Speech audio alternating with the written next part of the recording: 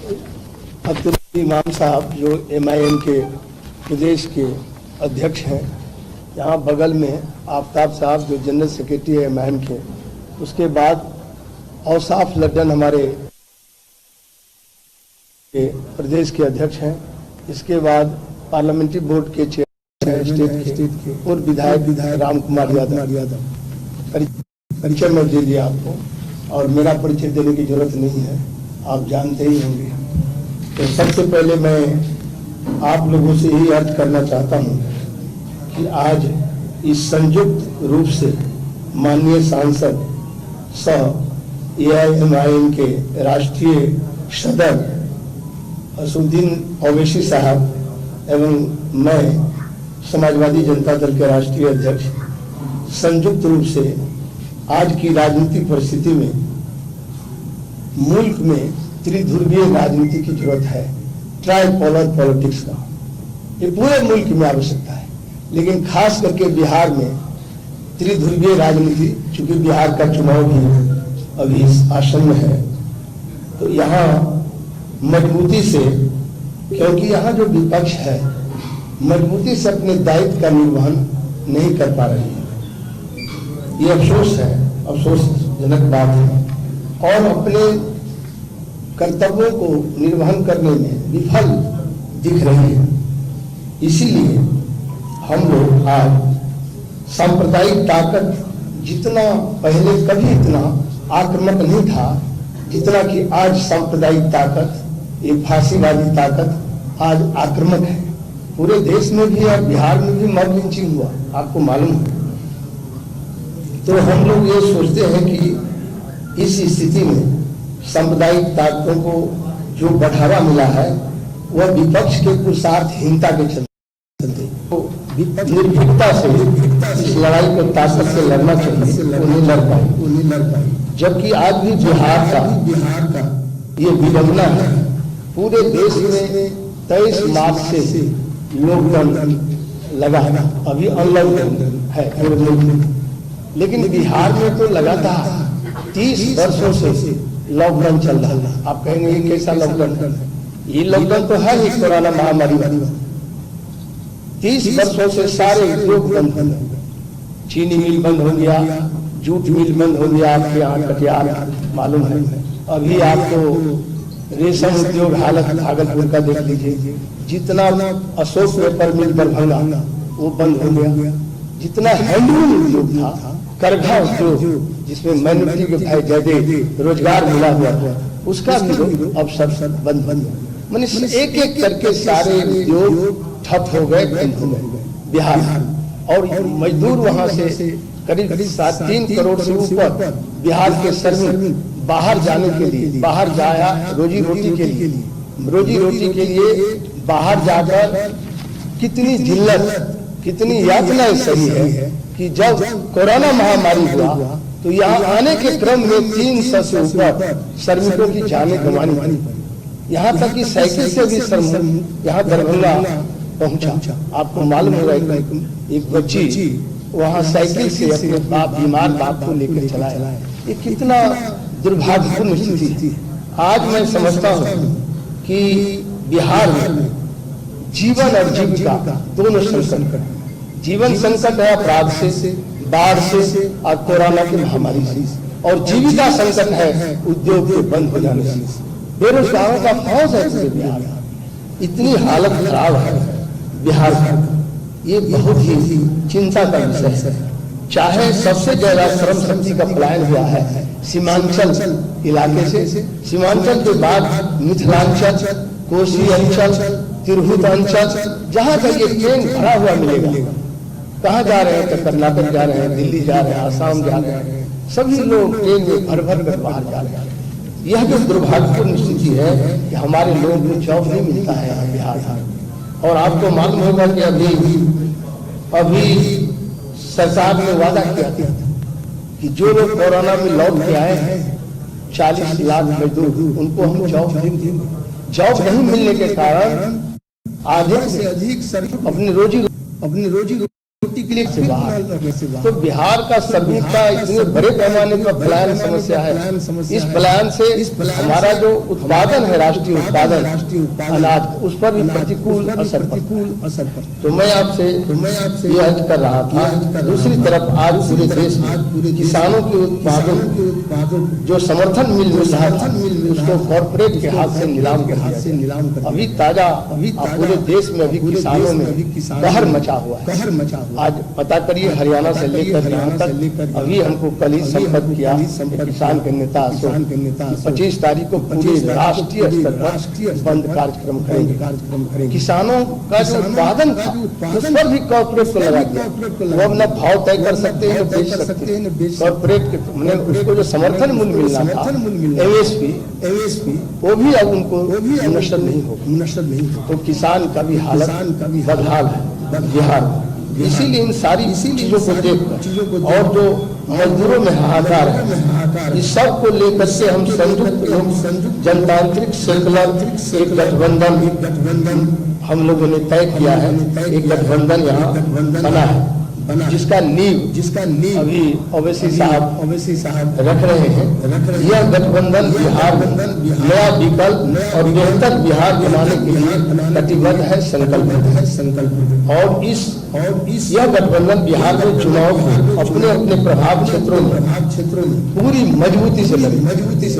इसीलिए लड़ेगी कि अपनी उपस्थिति दर्ज करके गरीबों का पलायन समस्या को लेकर, बेरोजगारी की समस्या को लेकर, भ्रष्टाचार को लेकर, शिक्षा का गिरता हुआ स्तर को लेकर, इन सब सवालों को उठा करके मजबूती से उसका आवाज बने। इस गठबंधन का दूसरा विजन है व्यवस्था परिवर्तन करने का। जैसे हर प्रकार का गैर बराबरी, सामाजिक, राजनीतिक, सांस्कृतिक, धार्मिक जितनी गैर बराबरी है उसके खिलाफ मुखालफत के लिए प्रतिबद्ध है ये जो हमारा गठबंधन है। बिहार चुनाव तो मात्र एक पड़ाव है। यह बिहार से अपनी मजबूती दस्तक देगी। आगे मुद्दा आधारित आंदोलन के लिए यह गठबद्ध है, संकल्प कमिटी।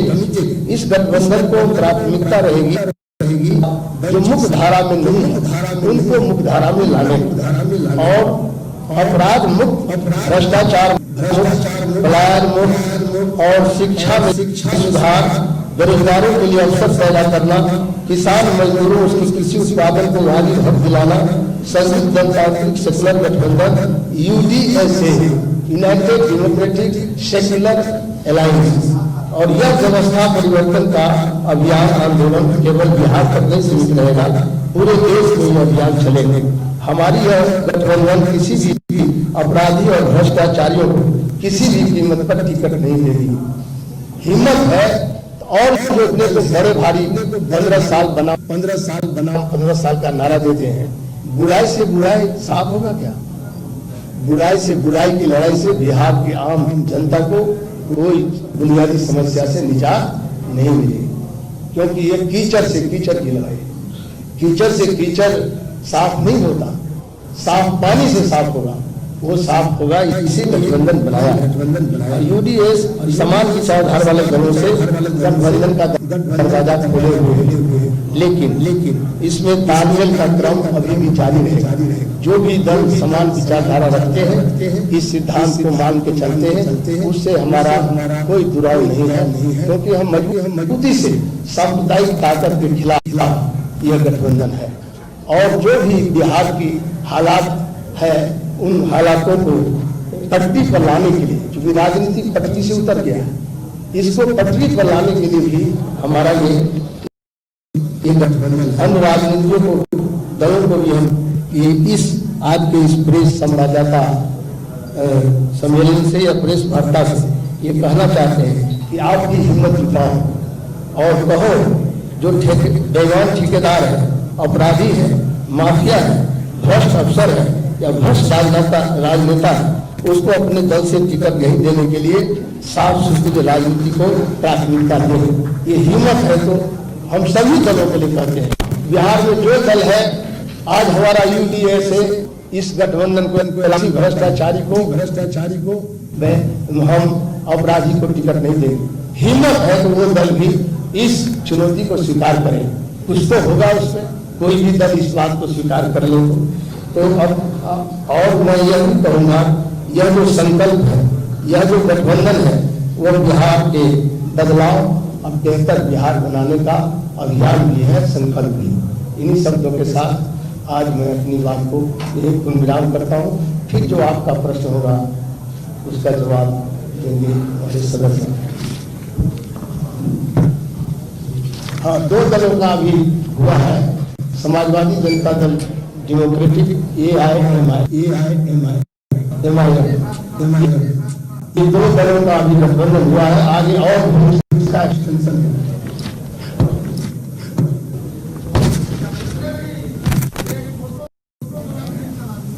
ये भला मीडिया को यही चाहिए ना, खड़े हो जाते हैं, खड़े से हो जाएगा। जी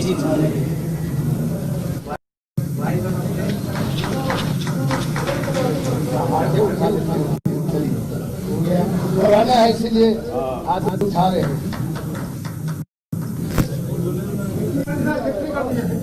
अच्छा चलिए।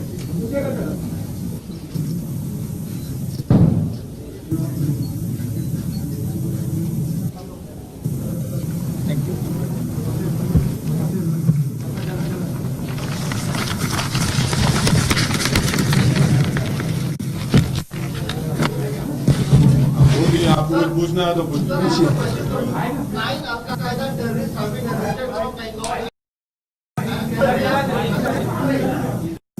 आपको माइक का हेल्प चाहिए।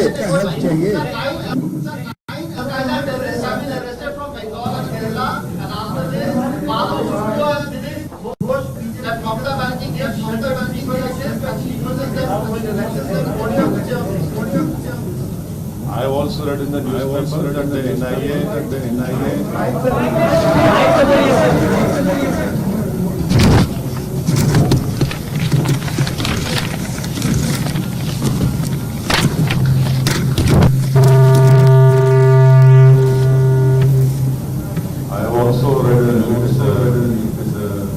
reports that 9 people have been arrested and they have been alleged to be part of Al-Qaeda and other terrorist organizations. And I hope and I direct that in a year that we will be able to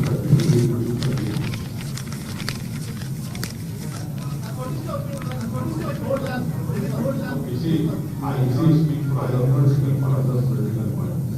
It is for those political parties to answer on their Sir, I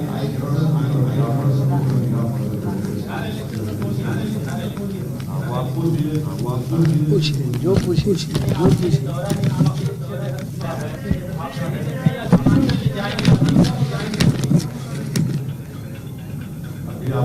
अभी आपको UDSA के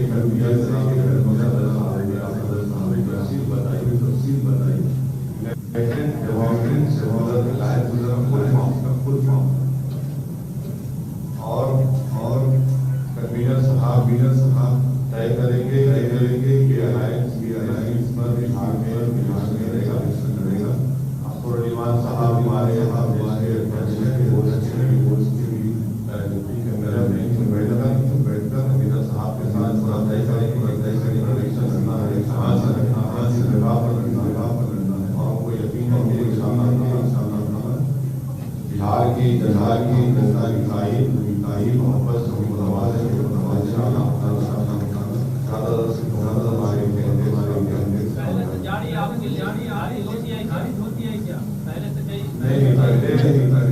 खारिज नहीं होती।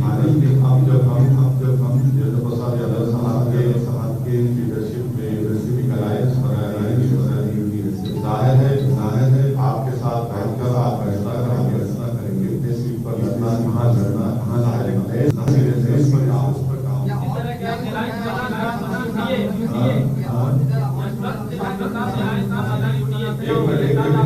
मैं बता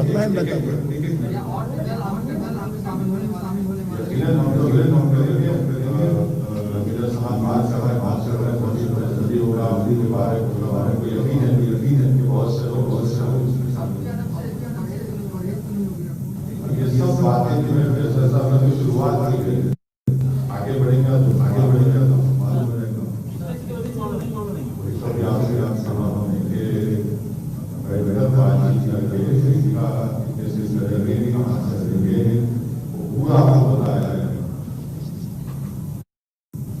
आप हमेशा SC/ST की बात करते हैं, SC/ST को किसी से नहीं, आप यहाँ से अभी आपके स्टेटमेंट में सुना होगा कि वंचित समाज को कौमी धारे में लाना सबसे जरूरी यकीनन आपने कॉन्स्टिट्यूशन रिक्वायरमेंट है।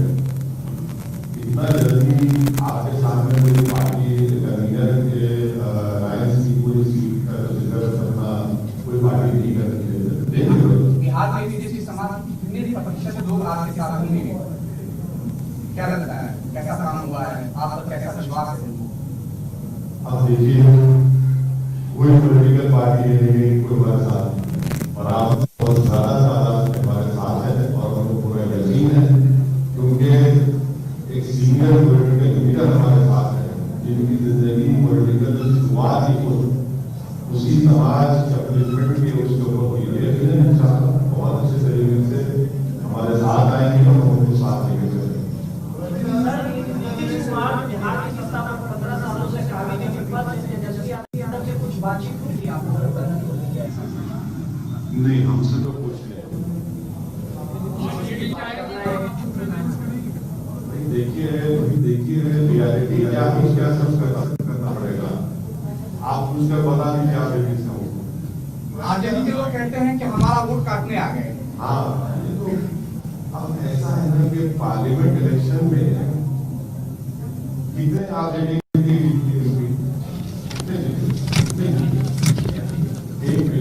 एक सीट पर खड़े अख्तर भाई किशनगंज से खड़े थे। अख्तर भाई ने 3 लाख वोट दिए। जेडीयू के कैंडिडेट ने 3,25,000 दिए और कांग्रेस के कैंडिडेट ने 3.5 लाख। अगर अख्तर भाई नहीं खड़े होते तो क्या होता, वो एक सीट भी नहीं आती। तो ये तो इनका पुराना एक कैसेट है। दूसरा नहीं, मैं कहीं नहीं भाग रहा हूँ। दूसरी बात ये है कि 5 साल पहले गठबंधन के नाम पर वोट किया, सेकुलरिज्म के नाम पे वोट किया, ओवैसी को हमको बुरा बता वोट किया। अब आप बताइए नीतीश कुमार कैसे चलेंगे बीजेपी के साथ? जिन बिहार की जनता ने इनको वोट दिया उसको धोखा किया, 38 नहीं दिया। हमसे पूछ के आपने गठबंधन तोड़ा था। तो ये अच्छा होता है कि तुम अपने ही गिरेबान में झांक कर देखिए क्या क्या गलतियां हैं, तुम बेहतर हो। बिहार की सेकुलर पार्टियां क्यों डरती है? उन्हीं इलाकों में जहाँ चुनाव लड़ना चाहते हैं वहाँ भी तो कम से कम राय की गुंजाइश हो सकती है, ध्यान होना चाहिए। मैं आपसे कह रहा हूँ सर, उनको बता दीजिए हम किसी से नहीं डरते, हम इलेक्शन लड़ना चाहते हैं। अख्तर इमाम साहब कुछ दिन पहले आरजेडी से मिले थे, मैं भी अख्तर भाई मिले थे नहीं मिले थे, मिलते हैं, मगर इसको आप ये कहना कि मिले थे वो नहीं, वो मुलाकात नहीं थी, तो आप समझ रहे आज भी हम बोल रहे हैं। आपसे मैंने कहा कि आप हमारा मैसेज कवरेज करिए, बताइए क्या बोलते हैं वो भाव नहीं दिया क्या सर? हाँ, भाव नहीं दिया क्या?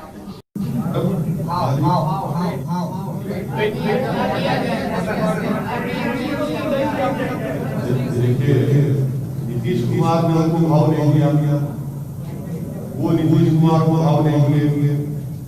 इस तमाम चीज में बिहार की जनता को धोखा दिया गया था 5 साल में।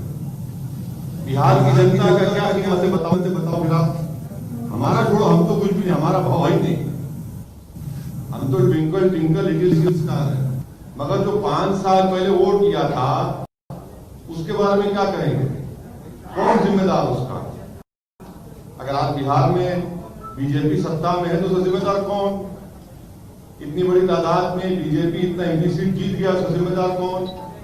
किसका बहुत है? हमारा छोड़ दिया, हमारा कुछ नहीं है भाई।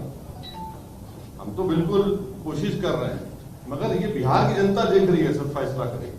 आप पे ये भी आरोप लग रहा है कि बिहार की राजनीति में आपके इंटरेस्ट बीजेपी को फायदा और एनडीए को फायदा पहुंचाने के लिए हो रही है। हाँ, इसीलिए तो पार्लियामेंट इलेक्शन में पूरा जीत गए बीजेपी और नीतीश कुमार, हम एक ही सीट पर लड़े। पूरे पार्लियामेंट इलेक्शन में हम सिर्फ 3 पार्लियामेंट की सीट पर लड़े, हैदराबाद, किशनगंज, औरंगाबाद। 2 पर जीते हम। हैदराबाद में मैंने बीजेपी को हराया, औरंगाबाद में इम्तियाज जलील ने 23 साल के शिवसेना के एमपी को हराया। आज महाराष्ट्र में कांग्रेस, अब ये सवाल कांग्रेस से कोई नहीं पूछते।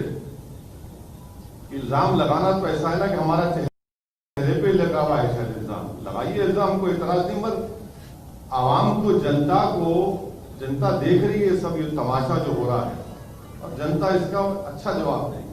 वैसे तो सवाल है कि यहाँ पे बिहार में लड़ाई एनडीए वर्सेस महागठबंधन माना जा रहा है। वैसे में अगर आप जब अपने उम्मीदवार उतारेंगे और जिन, आपको क्यों लगता है कि आपकी राय है या सवाल आ जाता है, सवाल आ जाता है, ऐसा आपका ओपिनियन?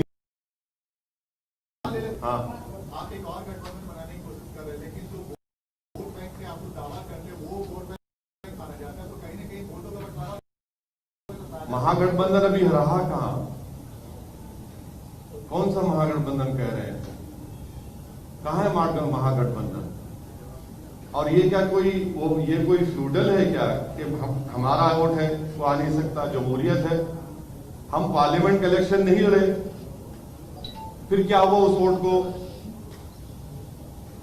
जो लोग आज ये सवाल कर रहे हैं उनको सोचना चाहिए कि पार्लियामेंट के चुनाव में क्या हुआ, जब तक पूरे देश में क्या हुआ।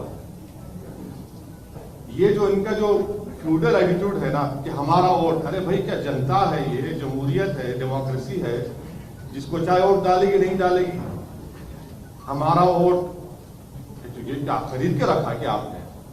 आखिर चुनाव के वक्त ओबीसी को इतना बिहार का चिंता क्यों हो रहा है? अरे ये गलत बात है। सीमांचल में जो हम काम कर रहे हैं, कई मर्तबा हम वहां पर गए, बाई इलेक्शन में तो हमने कांग्रेस को हराया।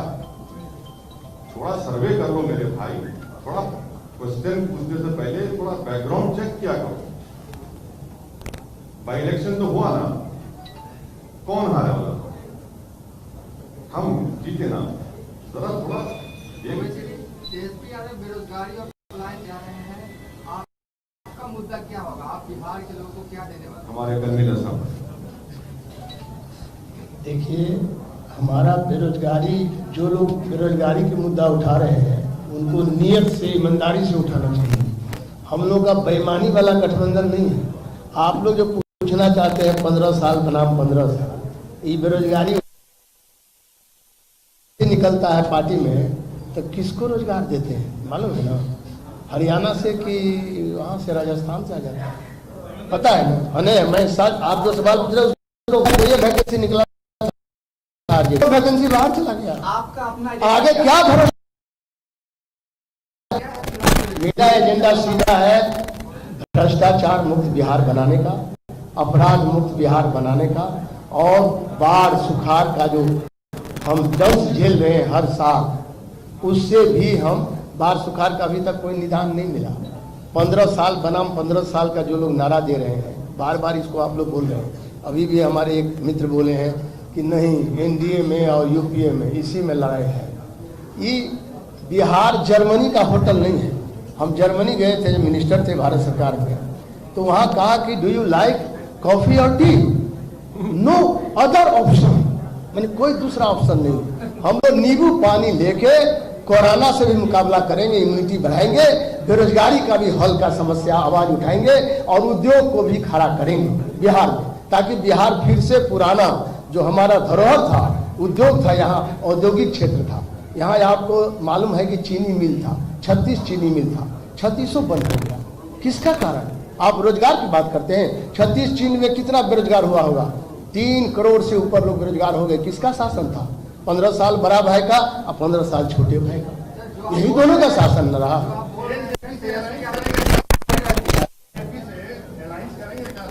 अब देखिए, हाइपोथेटिकल क्वेश्चन का, I am not going to answer you.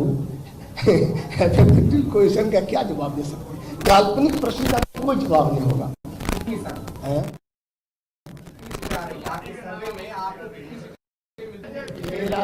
मेरा सर्वे हो रहा है। हम लोग देखिए, हम लोग जमीनी कार्यकर्ता का अभी पूरी तरह चिन्हित किया जा रहा है। एक सप्ताह में आपको बताया जाएगा, अभी तय क्योंकि सवाल आपसे है, बिहार में 243 सीटें हैं, लगभग आपने कितनी सीटों पे ये होमवर्क किया हुआ है कि आप लोगों की जो नई अलायंस है वो चुनाव लड़ सकती है? वैसे ही आपको सवाल है सर, शायद आप देर से आए। शुरुआत में ही हमने कह दिया कि हमारे कन्वीनर साहब और विमान साहब और आप सब लोग बैठकर बातचीत करेंगे, तय करेंगे और फिर आपको जरूर बताएंगे कि बिहार के कितने असेंबली क्षेत्र से हमारे यूडीएसए के अलायंस के कैंडिडेट होंगे। थोड़ा वक्त दीजिए, इंशाल्लाह आपको बराबर मालूम है। कोई आपसे उतनी वाली बात नहीं, आपको बताएंगे, आपको अवगत करा बिहार की राजनीति में पार्टियों का मानना है कि आपके बिहार आने के बाद एक के बाबू मेरा आपसे क्वेश्चन है, आपकी पार्टी पर ये आरोप लगता है कि आप एक वर्ग विशेष की राजनीति, एक समुदाय विशेष की राजनीति करते हैं। तो लगता है, उनको लगता है, हमारे पॉलिटिकल अपोनेंट्स को लगता है, उसमें कोई सच्चाई नहीं, बिल्कुल कोई सच्चाई नहीं। सच्चाई नहीं आज है। पार्टियों का भी मानना है कि पर जो राजनीति है वो काफी तेज हो जाएगी। अरे हम तो बात ही नहीं कर, हम तो वंचित समाज की बात, वंचित समाज, पूरी समाज की बात कर रहे हैं।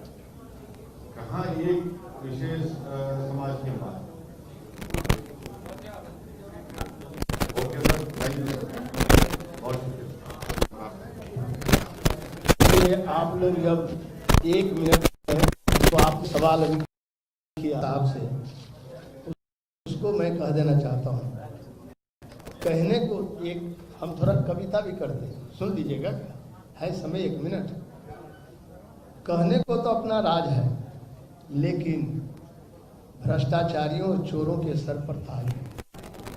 होती उसी का काज है, बेईमानों में जो बात है उसका काम होता है। समझने का यही अहम एक सवाल है, हिंदू हो या मुसलमान, आप सवाल पूछ रहे थे, सबका लहू लाल है। कोई राम कहे, कोई कहे रहीम, कोई केशव कहे या कोई कहे करीम, सब में बसता एक ही राम रहीम। मार मत कोई, श्याम रहे या सलीम।